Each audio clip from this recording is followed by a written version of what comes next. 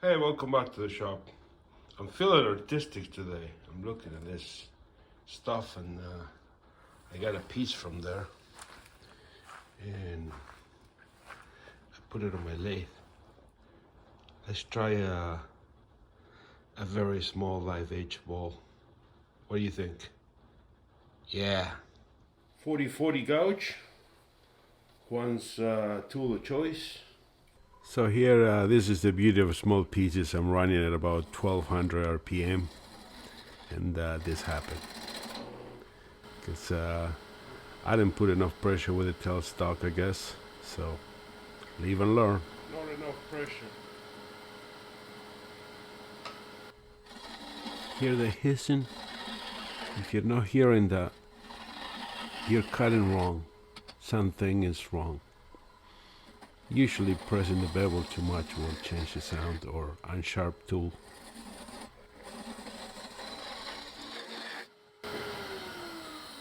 Oh yeah. We might not have enough.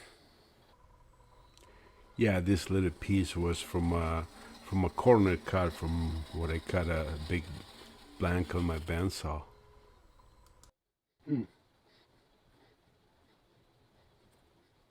stopping shy because I don't want to rip off the bark. So I'm starting to cut what I believe it would be my tenon, but I had to go so far that it turned into a big knob and I have to wind up cutting it later in the video. You'll see. No yet. And that's a lot. By the way, I learned a pile doing this. Really, you should try it. I will tell you more about it in a bit.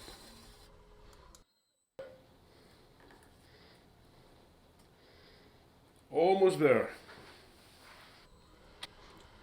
Here I'm gonna cut from the back. I'm not good this way, so I don't try to blend it here. I just go slightly over and then blend it from the back. As you see, I try to make a cut to land exactly with the other one. Yeah. Our tenon is gonna be a big, I want a slight curve here. I don't know if I can do that, but we'll try. This is what I mean by learning a lot. This is the stuff that I want doing big balls sometimes because I'm afraid to ruin the wood.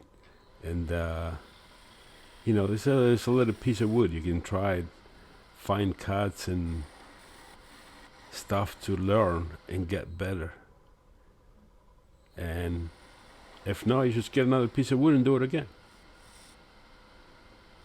But here my knob became too long, so I have to shorten it up so I can get it onto a chuck.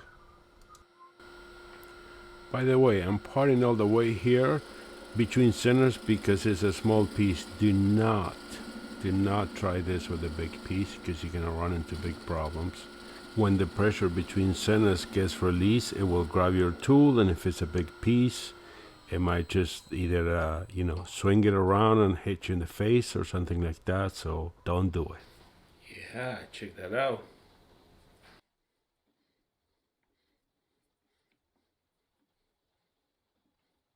All right, let's see if we can keep that bark together.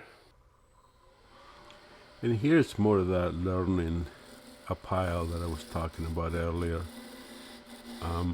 I think because the piece is so small, like I'm barely holding my gouge here compared to white knuckling when you're doing something big. And I guess because the passes are so quick, it allows you to understand what you're doing wrong when you're making a big one. Mine is a lot easier because the rotation that you do is pretty quick and you can be more accurate.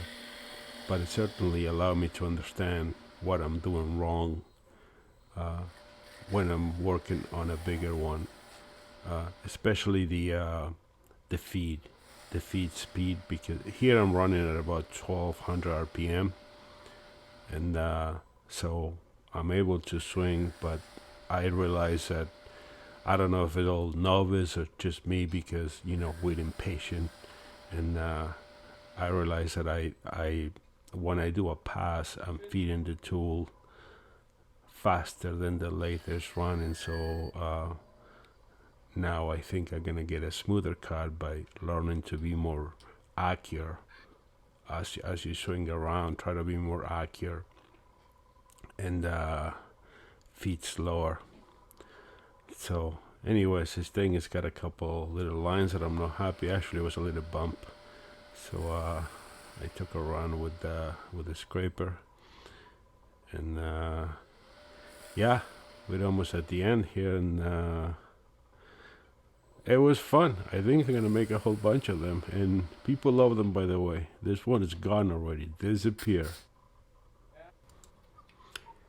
Here I'm putting a bit of white pond poly. Yeah, I gave it 2 coats of that, and it was done. So there she is. Here's a couple more shots. And thank you, like always, for hanging out with me. And I'll catch up with you on the next one. Ciao, ciao.